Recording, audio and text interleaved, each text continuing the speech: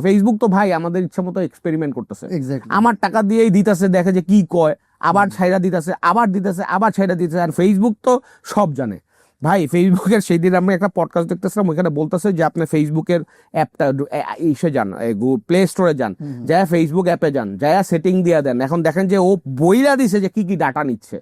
আমি একটু ভদ্র ভাষায় বলি, ফেসবুক এইটা পর্যন্ত ক্যাপচার করতেছে যে বিছনায় আপনি ডান কাত হয়ে আসুন না বাম কাত হয়ে আসুন, এই পরিমাণে ডেটা সে নিচ্ছে। সো ফেসবুক ভাই খুব ভালো করে জানে যে কখন হইলে আপনার মাথার তাল্লু ফাইটা যাবে যে আর সেল হচ্ছে না, আপনি ধুমায় আবার বাজেট ইনজেক্ট করবেন, আর কতক্ষণ কতটুক পর্যন্ত দিলে আপনি শান্ত থাকবেন এবং ফেসবুকে বিশ্বাস করবেন এবং ফেসবুকে টাকা কি করতে থাকবে দিতে থাকবেন।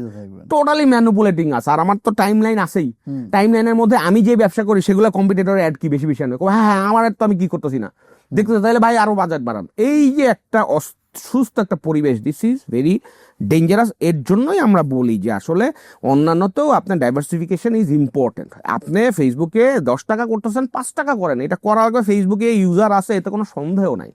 আপনি একটা কন্ট্রোলের মধ্যে থাকেন, যারা ফেসবুকও বুঝে যে না ও এইটাও করতেছে ওইটাও করতেছে।